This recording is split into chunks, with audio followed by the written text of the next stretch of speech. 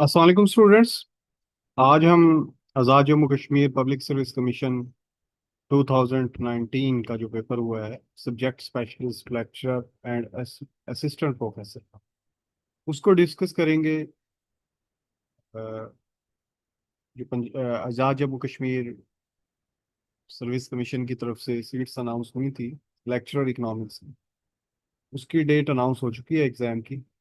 7 17 मई को पेपर होने जा रहा है। तो बहुत से स्टूडेंट्स ने मुझे अप्रोच किया कि सर आपने 2017 और जो 2025 को Azad Jammu Kashmir public service commission ने पेपर हेल्ड किया है इकोनॉमिक्स का, उसकी डिस्कशन अपलोड की है। 2019 के पेपर की रहती है। तो मसरूफियत की वजह से मैं इस पेपर की जो डिस्कशन है वो अपलोड नहीं कर सका। अब मैंने टाइम निकाल कर डिसाइड किया है कि इसको मैं 4 पार्ट्स में आप लोगों के साथ डिस्कस करूंगा, शेयर करूंगा। और इसका आज पहला पार्ट हम डिस्कस करते हैं। हाँ जी, इसका पहला एमसीक्यूज है। If preferences are transitive then. जब हम ऑर्डिनल अप्रोच पढ़ते हैं तो ऑर्डिनल अप्रोच की अजम्पशन है कंसिस्टेंसी एंड ट्रांजिटिविटी। तो इसने ट्रांजिटिविटी की बात की है। तो ट्रांजिटिविटी के अंदर क्या होता है कि ए ग्रेटर देन है बी और बी ग्रेटर देन है सी, और फिर हम यहां से कंक्लूड करते हैं कि ए ग्रेटर देन है सी। अब देखते हैं कि ये क्या पूछता है। More is always prefer to less. More is some more is sometimes prefer to less. यहाँ पर ये मिसप्रिंट हुई हुई हैं चीजें। तो जो मैं बोल रहा हूँ आप उसी को नोट कर लीजिएगा। The preference relationship among good is transferable. तो इसका जो सी ऑप्शन है वो करेक्ट आंसर है। द प्रेफरेंसेस रिलेशनशिप, यहाँ पर ये हमने रिलेशनशिप बनाया हुआ है। ए ग्रेटर देन है बी से, बी ग्रेटर देन है सी से। अब ये डायरेक्ट ए और सी के दरमियान कोई रिलेशनशिप नहीं है। हमने यहाँ से कंक्लूड किया है कि ए ग्रेटर देन है बी से, यानी कि ए फर्ज करें 10 है, बी फर्ज करें 8 है और सी 5 है। तो जब 10 ग्रेटर देन है 8 से, तो अल्टीमेटली वो 5 से भी क्या होगा, ग्रेटर होगा। तो इसको कहते हैं the preferences relationship among good is transferable. यानी कि हमने ए और बी के रिलेशनशिप की मदद से ए और सी का जो रिलेशनशिप है वो ट्रांसफर किया है और उसको एस्टैब्लिश किया है। तो सी ऑप्शन जो ट्रांजिटिव इसकी एक प्रॉपर्टी होती है, अजम्पशन होती है ऑर्डिनल अप्रोच की, उसको डिस्कस किया गया है। If preferences are non saturated it means. अच्छा, नॉन सैचुरेटेड का मतलब होता है मोर इज बेटर, सीधा इसका मतलब है। ये आप याद रख लें, मोर इज बेटर। ये मैंने इधर लिख भी दिया है। इसको मोनोसिटी भी कहते हैं, मोनोटोनसिटी। तो इसका मतलब होता है कि more is always prefer to less, यानी कि हायर इंडिफरेंस का पर अगर आप जाना पसंद करेंगे, अगर आप उधर जा सकते हैं। तो जो सेकंड क्वेश्चन है उसका ए ऑप्शन करेक्ट होगा। थर्ड है, given the fact that supply of wheat is perfectly inelastic. ये सप्लाई मैंने परफेक्टली इनइलास्टिक बना दी और ये एज्यूम कर लिया कि जो सप्लाई है वो 10 है। How will A reduction in demand for wheat effect the total expenditure of those using it. यानी कि ये डिमांड है, जहां पर ये इंटरसेक्ट कर रहे हैं। सपोज मैंने प्राइस एज्यूम की है, यहाँ पर इसकी प्राइस 10 है। तो 10 मल्टीप्लाई बाई 10, तो मेरे टोटल एक्सपेंडिचर क्या हो गए, टोटल एक्सपेंडिचर मेरे 100 हो गए। ठीक हो गया। अब वो कहता है कि प्राइस क्या हो गई है, how will reduce reduction in demand for wheat effect total expenditure. यानी कि डिमांड कम हो गई है, तो डिमांड कम होने का टोटल एक्सपेंडिचर पे क्या असर पड़ेगा। तो जाहिर सी बात है, डिमांड कम हुई है, डिमांड का नीचे है, तो यहाँ नया इक्विलिब्रियम आ गया। पहले प्राइस फर्ज करें 5, 10 थी, अब 5 हो गई है। तो 5 मल्टीप्लाई बाई 10, ठीक हो गया। पहले 10 बाई 10 मल्टीप्लाई बाई क्या था, 100 था। अब 5 10 मल्टीप्लाई बाई क्या हो गया, 50 हो गया। ठीक है, पहले प्राइस 10 थी और अब प्राइस क्या है, 5 है। तो प्राइस के कम होने से अगर टोटल एक्सपेंडिचर क्या हो जाए, कम हो जाए, ठीक हो गया, तो हम उसे लेस इलास्टिक कहते हैं डिमांड कर्व को। और यहाँ पर जो सही ऑप्शन बनेगा, there expenditure on it will fall, के एक्सपेंडिचर क्या हो जाएंगे, फॉल हो जाएंगे। ये डायग्राम मैंने सामने इसकी बना दी है, तो ये आपको क्लियर कर देगा। बहुत सारे इससे और भी एमसीक्यूज बन सकते थे, बट हम इसी एमसीक्यूज को भी फोकस कर रहे हैं। तो B option is correct one. Four question है, suppose that the price elasticity of demand for good is zero. ठीक है, अब पहले इसने सप्लाई की बात की थी, अब ये डिमांड की बात की है, यानी कि ये जो ये इसको मैं हाँ जी, हाँ जी। अब वो कहता है, suppose that price elasticity of demand for good is zero. ये मैंने इसका कलर चेंज कर लेते हैं, पिंक से कलर कर लेते हैं। ये जो डिमांड कर बनाया हुआ है, ये मैंने इन इलास्टिक डिमांड कर बनाया हुआ है। और यहाँ पर जो डिमांड है वो मैंने एज्यूम की हुई है 10 है।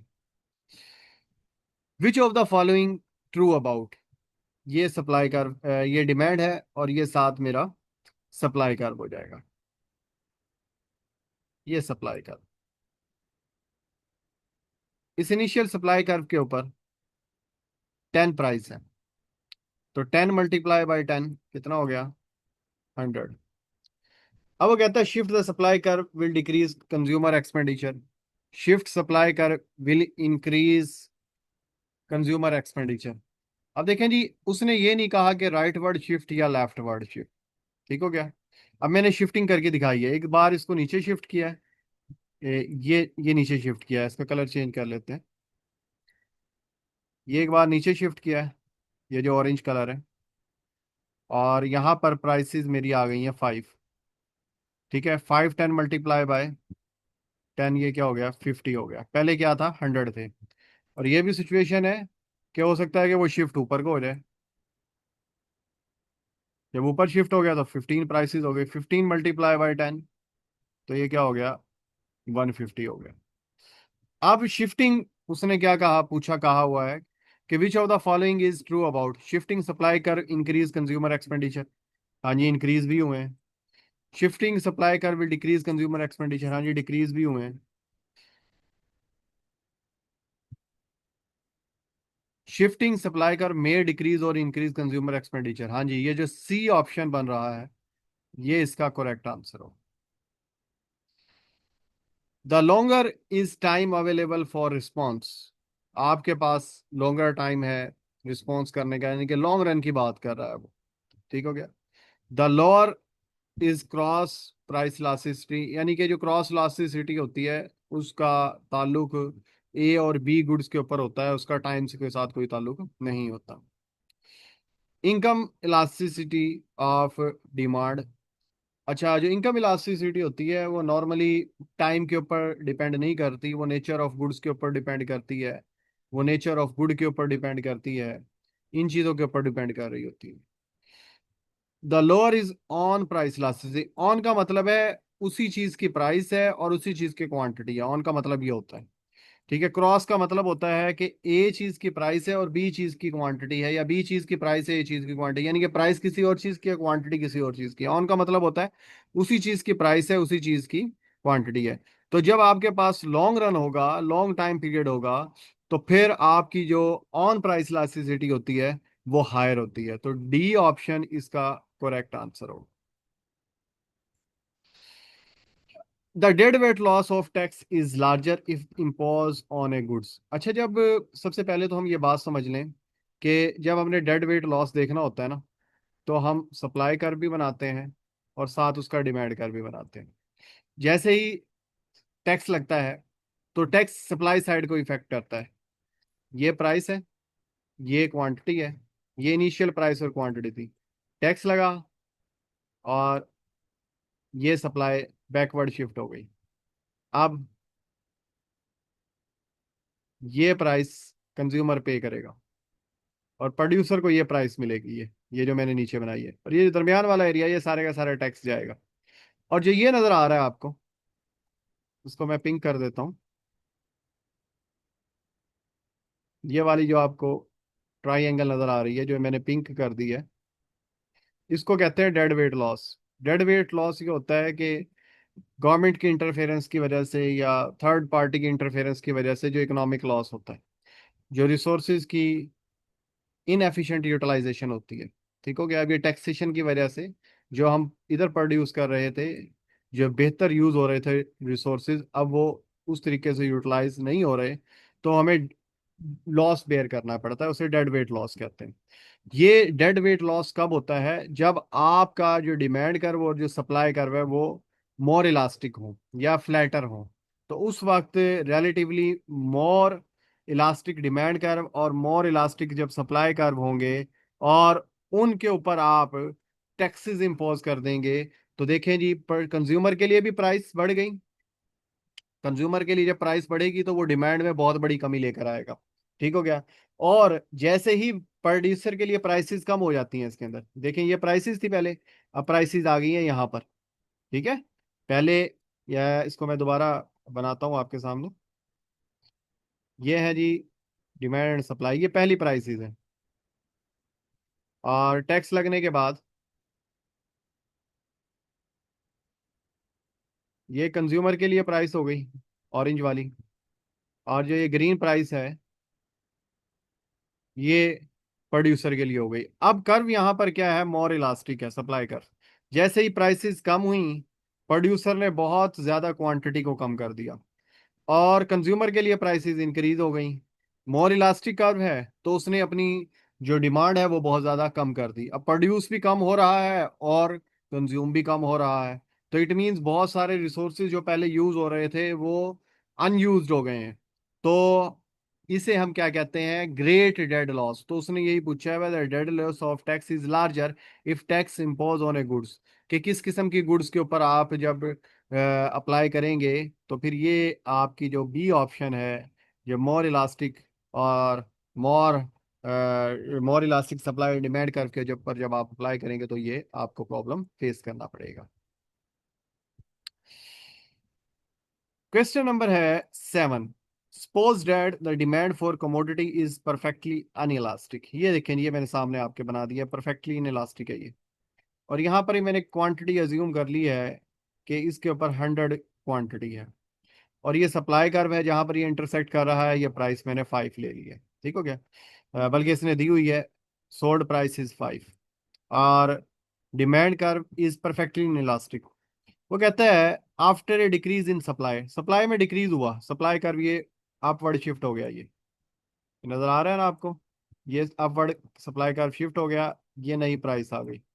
अब वो कहता है कि जो ये सप्लाई में डिक्रीज आया है ना, इसकी वजह से आपकी प्राइसेस 10% इंक्रीज हो गई हैं। अगर आप 5 का 10% लें, यानी कि 5 को अगर आप मल्टीप्लाई करें 0.1 के साथ, यानी कि 10% के साथ, तो ये जवाब आता है 0.5। और जो हमारी पहले प्राइस है वो 5 है। अब 5 जब इसमें जमा करेंगे तो ये क्या हो जाएगा? 5.5। तो नई प्राइस क्या? 5.5। अब क्योंकि डिमांड क्या है? अनइलास्टिक है, तो क्वांटिटी के ऊपर कोई फर्क नहीं पड़ा। तो पहले टोटल एक्सपेंडिचर क्या थे? 5 मल्टीप्लाई बाय 100। तो पहले टोटल एक्सपेंडिचर थे 500। अब देखते हैं।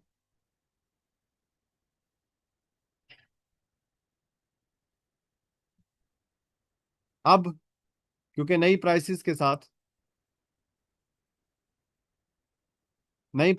साथ टोटल एक्सपेंडिचर हो गए हैं 550। ठीक है, 5.5 को मैंने 100 के साथ मल्टीप्लाई किया। अब चेंज कितने का आया है? पहले एक्सपेंडिचर थे 500, अब कितने हैं? 550। तो इनके दरमियान 50 का चेंज है। और अगर हम देखें 500 का 10% लें तो वो 50 आता है। तो यहाँ पर 10% प्राइस को इंक्रीज करने की इंक्रीज जो हुई है, तो एक्सपेंडिचर में भी कितना इंक्रीज आया है? 10% इंक्रीज आया है। ये मैंने मैथमेटिकली प्रूव कर दिया, तो इसका ए ऑप्शन क्या होगा? करेक्ट होगा। अच्छा जी, 8 क्वेश्चन है, ये डायग्राम बनाई हुई है उसने। In the diagram suppose a tax is impose that indicate the price of buyer is P1, buyer के लिए P2 है, और जो सेलर है उसके लिए P3 है। पहले प्राइस थी यहाँ पर, और ये प्राइस थी कंज्यूमर और प्रोड्यूसर के लिए। ये वाला जो एरिया है ना, ABC, ये सारे का सारा एरिया था कंज्यूमर सरप्लस। और ये DEF, ये सारे का सारा था प्रोड्यूसर सरप्लस। अब हुआ क्या कि जी टैक्स इम्पोज हो गया। टैक्स इम्पोज हुआ, टैक्स इम्पोज होने की वजह से ये जो सप्लाई कर्व है, ये बैकवर्ड शिफ्ट हो गया। ठीक हो गया। अब नई प्राइसेस ये आ गई, जिसमें P2 प्राइस जो है वो कंज्यूमर पे कर रहा है, पर प्रोड्यूसर को जो प्राइस मिल रही है वो P3 है। ये जो दरमियान वाला एरिया है, B और D, ये सारा गवर्नमेंट रेवेन्यू है जो गवर्नमेंट ने टैक्स लगाया है। और ये जो CE है, ये डेड वेट लॉस है। बट उसने हमसे ये पूछा है इसमें, the tax cause the price seller receive to fall from P1 to P3, यानी कि जो सेलर था वो P1 से किसकी तरफ आ गया, P3 की तरफ आ गया। ठीक हो गया। As a result producer surplus, producer surplus को क्या हुआ कि जो ये एरिया था, ये वाला ऊपर, ये वाला एरिया जिसको E और D मैं कह रहा हूं, मैं इसको रेज कर देता हूं। ये था पहले प्रोड्यूसर सरप्लस सारा एरिया, ये वाला। अब कितना रह गया प्रोड्यूसर सरप्लस जी? अब सिर्फ ये F एरिया रह गया प्रोड्यूसर सरप्लस, क्योंकि प्रोड्यूसर की जो प्राइस है वो P3 है। ये जो DE एरिया है ये उसको लॉस्ट करना पड़ गया, यानी कि ये वाला एरिया जो C है, ED एरिया, उसका क्या हो जाएगा, लॉस्ट हो जाएगा। किसकी वजह से? टैक्स इम्पोज करने की वजह से, क्योंकि उसको पहले से कम प्राइस मिल रही है। ठीक है। और अगर वो कंज्यूमर का एरिया की लॉस्ट करें, कंज्यूमर का पहले एरिया था ABC, अब कंज्यूमर का एरिया रह गया सिर्फ और सिर्फ ये जो BC है वो कंज्यूमर का लॉस्ट है। अच्छा, अब ये जो एरिया लॉस्ट हुआ है, DE और BC, इसमें से BD लॉस्ट होकर गवर्नमेंट के पास चला गया है, और जो CE है ये डेड वेट लॉस है। ये यानी कि इकोनॉमिक जो इनएफिशिएंसी आई है इंटरफेरेंस की वजह से, रिसोर्सेज प्रॉपर यूटिलाइज नहीं हो रहे, ये वो एरिया है। तो 8 MCQs हमारे यहाँ से कंप्लीट हो गए हैं। नेक्स्ट की तरफ चलते हैं जी।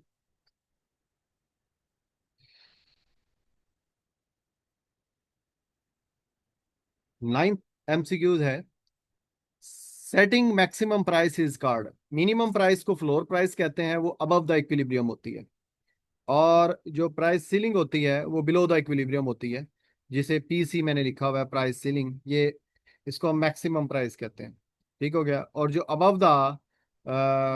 अबव द इक्विलिब्रियम होता है उसको हम मिनिमम प्राइस कहते हैं। अब वो हमें क्या कह रहा है, मैक्सिमम प्राइस कह रहा है, तो इसको हम क्या कहेंगे, प्राइस सीलिंग कहेंगे। तो ये सिंपल कॉन्सेप्ट है, इसमें कोई खास बात समझाने वाली नहीं है। If margin rate of substitution is 1/2, it means, ये अगर मैं इंडिफरेंस कर बना लें हम, ये मैं इंडिफरेंस कर बना लूं, तो यहाँ पर जो स्लोप होती है ना स्टार्टिंग में, वो ज्यादा होती है। नॉर्मली यहाँ पर हम जो बुक्स में पढ़ रहे होते हैं वो 4 होती है, 5 होती है। और जैसे जैसे हम नीचे जा रहे होते हैं ना, तो स्लोप कम होती चली जाती है। ये मेरा स्लोप वाला एक लेक्चर यूट्यूब के ऊपर अपलोड हुआ हुआ है, वो आप देख सकते हैं। तो अब यहाँ पर स्लोप क्या है, 1/2, 0.5 है, 0.5। ठीक हो गया। अब इंडिफरेंस कर्व की स्लोप क्या होती है, MRS। इसका मतलब क्या है, DY/DX।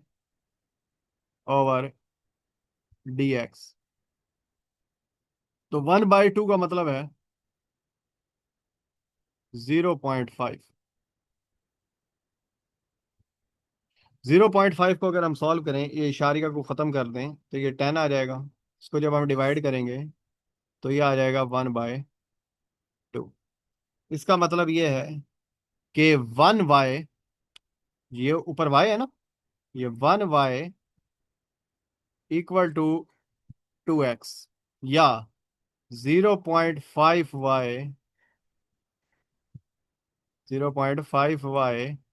1X। ठीक हो गया। तो C option, the value of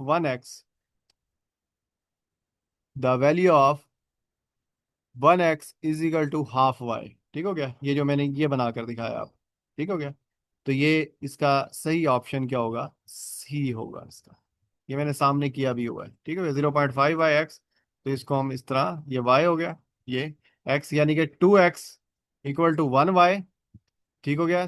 या value of 1x equal to half Y.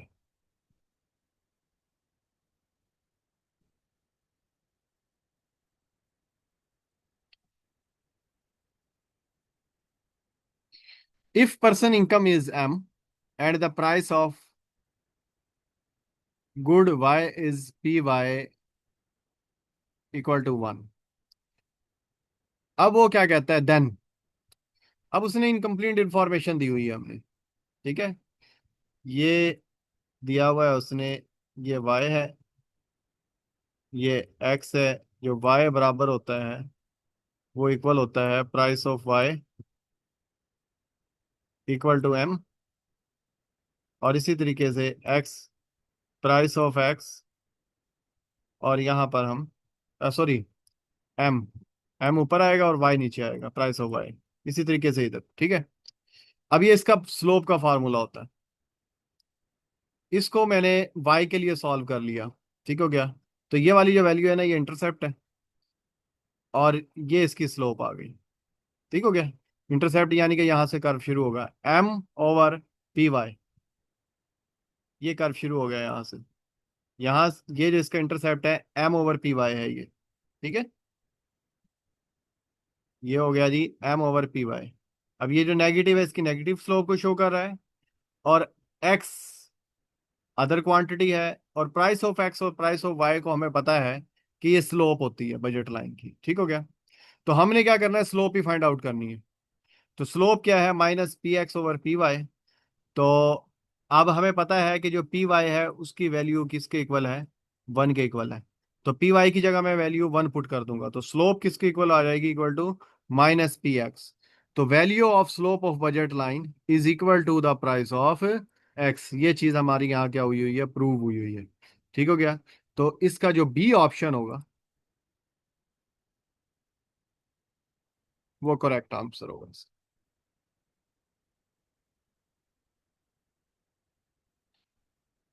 13 question है, which of the following information is given PPF. मुझे ये पीपीएफ ही लगा है, production possibility frontier. Production possibility frontier के अंदर क्या होता है, रिसोर्सेज हमारे पास गिवन होते हैं।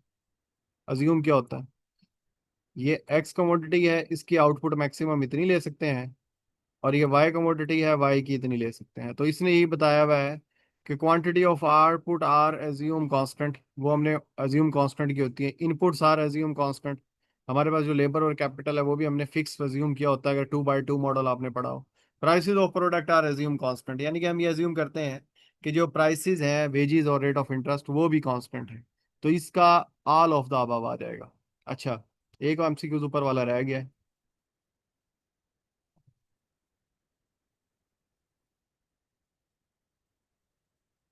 हाँ जी, 12 एमसीक्यूज, 13 मैंने करवा दिया है, 12 रह गया था, 12 को कर लेते हैं। Indifference curve are positively slope. ये पॉजिटिवली स्लोप इंडिफरेंस कर्व कब कब होता है, जब एक गुड को एज ए गुड लें और दूसरी को हम बैड लें, ठीक हो गया। गुड लाइक ए इनकम, जब आपके पास इनकम जनरेट हो रही हो, जिस तरह जीडीपी इंक्रीज हो रही है, जैसे जैसे जीडीपी इंक्रीज हो रही है तो पोल्यूशन भी इंक्रीज आ रही है आपकी इकोनॉमी में। फर्ज करें आपकी इंडस्ट्रियल इकोनॉमी है, तो उस सूरत में ये जो इंडिफरेंस कर्व है ये पॉजिटिवली स्लोप होता है। तो अब इसने पूछा हुआ indifference curve are positively slope when both goods are normal. जब नहीं, ये नॉर्मल हो जब दोनों गुड्स, तो ये नेगेटिव होता है, ठीक है। बोथ गुड आर इंफीरियर, ये ऐसे, इसमें भी ऐसा नहीं है, पॉसिबल नहीं है। और दोनों चीजों को हम इंफीरियर लेते भी नहीं है, एक चीज को नॉर्मल लेते हैं तो दूसरी फिर इंफीरियर होती है। I C can not be positively slope. अच्छा, अब यहां पर one good is normal and other is inferior. अगर हम ये वाला केस देखें ना, तो इसने ये ऑप्शन सही तरीके से नहीं दिया हुआ। अगर वो यहां पर देता ना, one good is good and other is bad, ठीक हो गया, जिस तरह मैंने ऊपर लिख दिया है, तो फिर तो ये पॉजिटिवली स्लोप हो सकता था। तो इसके मुताबिक जो इन्होंने स्टेटमेंट दी हुई है, इसके मुताबिक जो इसका डी ऑप्शन है ना वो करेक्ट बनेगा। इंडी I C can not be positively slope.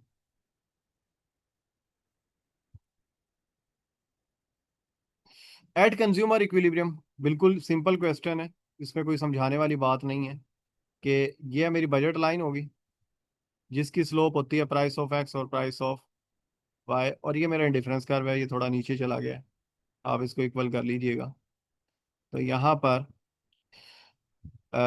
Slope of budget line equal to slope of indifference curve, मार slope of budget line equal to margin rate of substitution, यानी कि स्लोप ऑफ इंडिफरेंस कर्व और IMRS equal है। Slope of budget line और slope of budget line, ये statement तो equal है दोनों, तो इस वजह से ए और बी ऑप्शन क्या है इसके करेक्ट है। प्राइस कंजप्शन कर्व, यानी कि जब हम प्राइस इफेक्ट बनाते हैं, यानी कि ये प्राइस चेंज हुई है और ये इंडिफरेंस कर्व ऊपर चला गया है, इसके इक्विलिब्रियम को मिलाकर एक हम कर्व बनाते हैं जिसे हम क्या कहते हैं, PCC कर्व कहते हैं, price consumption curve. Price consumption curve कह लें या इसको प्राइस ऑफर कर्व कह लें, और ये प्राइस कमोडिटी स्पेस में बनाया गया है, यानी कि ये जो स्पेस है ये सारी प्राइस कमोडिटी स्पेस है इधर। ठीक हो गया।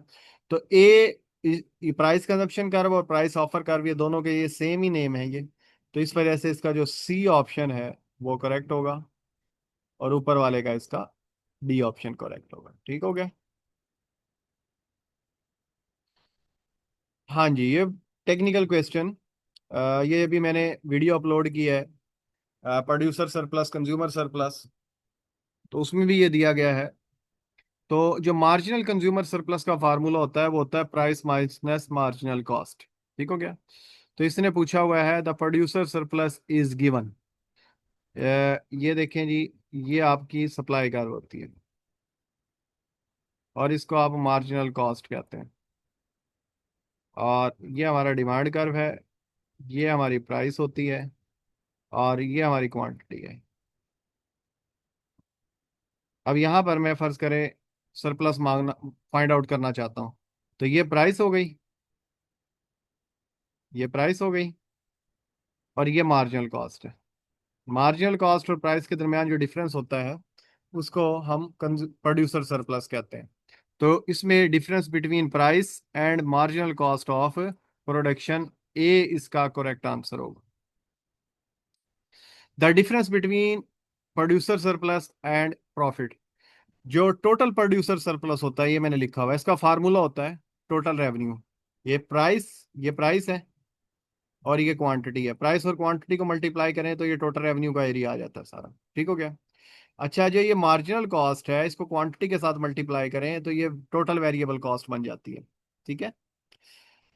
तो ये वाला जो एरिया है, ये वाला जो एरिया है, ये नीचे वाला सारा, ये मार्जिनल कॉस्ट वाला, ये सारे का सारा टोटल कंज्यूमर सरप्लस है, टोटल वेरिएबल कॉस्ट है। टोटल रेवेन्यू में से टोटल वेरिएबल कॉस्ट निकाल दें तो ये दरमियान वाला एरिया बचता है जिसे हम टोटल प्रोड्यूसर सरप्लस कहते हैं। तो टोटल प्रोड्यूसर सरप्लस का फार्मूला होता है total revenue minus total variable cost, और प्रॉफिट का फार्मूला होता है total revenue minus total variable cost minus total fix cost, यानी कि ये टोटल कॉस्ट है। इसको दो पार्ट्स में मैंने लिखा हुआ है, तो इन दोनों में डिफरेंस किसका आ रहा है, टोटल फिक्स कॉस्ट का। तो इसका जो डी ऑप्शन है वो करेक्ट होगा। तो ये जो मेरा लेक्चर है यूट्यूब के ऊपर, उस पर ये डिटेल दी गई है।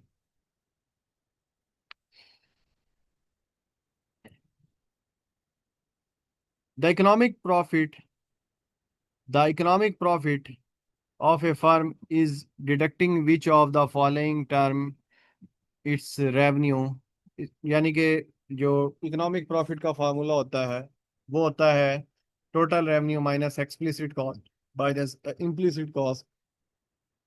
तो जी इसमें जो हमारा डी ऑप्शन है ये करेक्ट, सिंपल फार्मूला।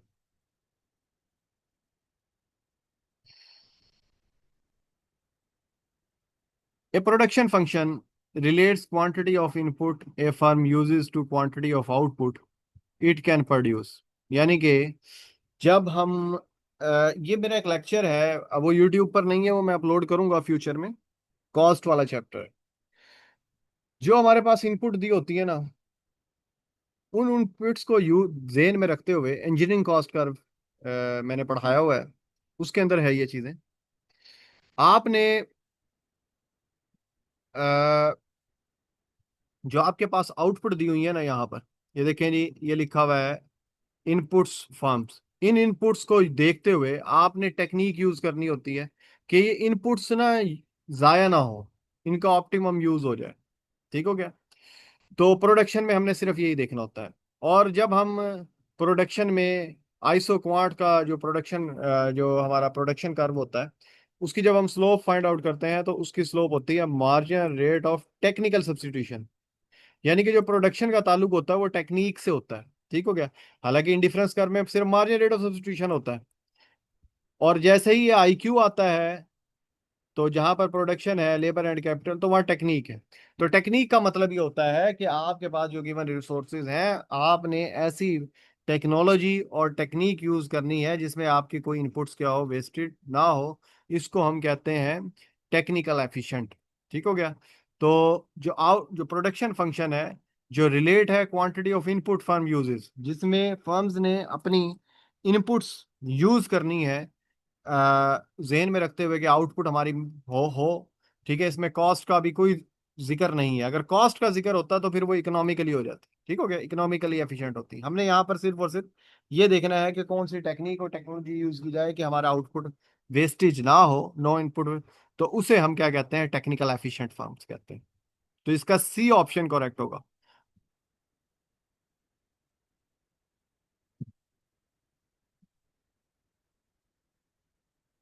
यहाँ पर कुछ मिस प्रिंट था तो ये मैंने फिर खुद लिखी हैं चीजें। Which of the following statement is true about a competitive firms. तो यहाँ पे the firm is price taker इसका बेस्ट ऑप्शन है। Which of the which of the following statement about a monopoly market is false. ये नीचे लिखा हुआ है मैंने, ये था यहाँ पर, ये मिटा हुआ है, मिस प्रिंट हुआ हुआ है। तो इसने कहा हुआ है कि जी मोनोपोली में टू फर्म्स होती हैं, कॉस्ट मिनिमम होती है। नहीं, मिनिमम नहीं होती, ऑप्टिमम लेवल पे नहीं होती, हो भी सकती है नहीं भी होती। इसमें दे आर डिफरेंशिएटेड प्रोडक्ट, नहीं डिफरेंशिएटेड नहीं होती, एक ही जाहिर सी बात होती है। तो ऑल ऑफ दीज, तमाम के तमाम फॉल्स हैं इसमें, तो डी ऑप्शन इसका करेक्ट होगा। Short run time in production means, 20 में पूछा हुआ है उसने, ये मैंने सामने लिखा हुआ है, short run time in production means. इसमें वन इनपुट इज वेरिएबल। ठीक हो गया। One input is variable and other is like constant, या at least one is constant. तो बी ऑप्शन इसका करेक्ट होगा। Which of the following define oligopoly. Oligopoly में few forms होती हैं, इसमें बैरियर होते हैं। ठीक हो गया। फर्म्स आर प्राइस मेकर होती हैं इसमें, क्योंकि एक फर्म्स, फ्यू फर्म्स होती हैं। कोई भी फर्म्स अगर अपनी आउटपुट को चेंज करे तो दूसरों को जाहिर सी बात है उनकी आउटपुट पर और प्राइस के ऊपर इफेक्ट आता है, तो इस वजह से ये फर्म मेकर भी होती हैं। Goods all are very differentiated, इसमें डिफरेंशिएटेड भी होती हैं और होमोजीनियस दोनों तरह की होती हैं। तो इस वजह से पहले दो ऑप्शन करेक्ट हैं, तो हम डी की तरफ ही जाएंगे, ऑल ऑफ द अबव इसको कर देते। यहाँ अगर ये लिख देता गुड्स में बी डिफरेंशिएटेड एंड में बी होमोजीनियस, तो ये ज्यादा बेहतर हो सकता था। खैर, पेपर ये बहुत अच्छा बनाया हुआ है, जिस टीचर ने भी बनाया हुआ है। इतना टेक्निकल पेपर मैंने आज तक नहीं देखा, बहुत अच्छा पेपर बना हुआ है। Competitive firm shut down in short run. हाँ जी, शट डाउन कहाँ पर हो रहा होता है, ये जो प्राइस होती है और ये आपकी एवरेज वेरिएबल कॉस्ट होती है। ठीक है, ये हमारा एमसी होता है और ये हमारी प्राइस है, और ये एवरेज कॉस्ट इसके ऊपर आ जाती है। ठीक हो गया। जो लॉस होता है वो टोटल फिक्स कॉस्ट के इक्वल होता है। अब वो कहता है कि अगर एवरेज वेरिएबल कॉस्ट क्या हो जाए, ग्रेटर हो जाए प्राइस से, यानी कि यहाँ पर आ जाएगी, तो ये क्या हो जाएगा, आपकी जो एवरेज वेरिएबल कॉस्ट है वो तो पहले ही कवर नहीं हो रही थी, अब बल्कि वो कवर हो रही थी एवरेज वेरिएबल कॉस्ट, अब एवरेज वेरिएबल कॉस्ट भी कवर नहीं हो रही। ठीक हो गया, पहले टोटल फिक्स कॉस्ट के बराबर लॉस था। तो ये वाला जो सी ऑप्शन है वो इसका करेक्ट वन होगा। Competitive firm shut down in the long run. Long run में क्या होता है जी, ये आपकी प्राइस होती है और ये आपकी मार्जिनल कॉस्ट होती है, और यहाँ पर हम इस पे होते हैं average cost is equal to price. अगर फर्ज करें ये एवरेज कॉस्ट थोड़ी सी भी ऊपर चली जाती है, ये थोड़ा सा ऊपर ही है देखें, तो यहाँ पर हम इसको बंद कर देंगे। If average cost is greater than price, C option. तो ये 25 MCQs टाइम की शॉर्टेज की वजह से आज मैंने सॉल्व किए हैं। तो इंशाल्लाह जो नेक्स्ट मुझे टाइम मिलेगा, और उम्मीद करूं, कोशिश करूंगा कि मैं कल ही इसकी 25 MCQs जो नेक्स्ट टर्म के वीडियोस बनाऊं। तो 25 5 MCQs की इंशाल्लाह मैं वीडियोस अपलोड करूंगा। और आप लोगों के लिए ढेर सारी दुआएं हैं। 17 को जो पेपर होने जा रहा है, अल्लाह ताला आपको कामयाब करे। और जिन स्टूडेंट्स ने प्रिपरेशन की मुझसे और जिन्होंने नहीं की, दोनों के लिए ढेर सारी दुआएं। अल्लाह पाक आप तमाम लोगों को कामयाब करें। नेक्स्ट वीडियो तक मुझे इजाज़त दें। अल्लाह हाफ़िज़।